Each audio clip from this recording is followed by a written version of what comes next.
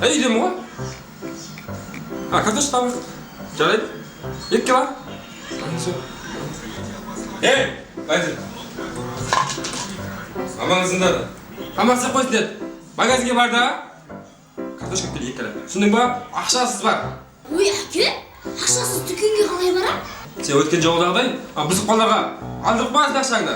Барып қайт бар. Ой, әке, бәрібір де ақшасызбен дүкенге қалай барам? Барасың да? Осы қолдар жоқ па, бар ма көріп бер. Жоқ болса өзім барам.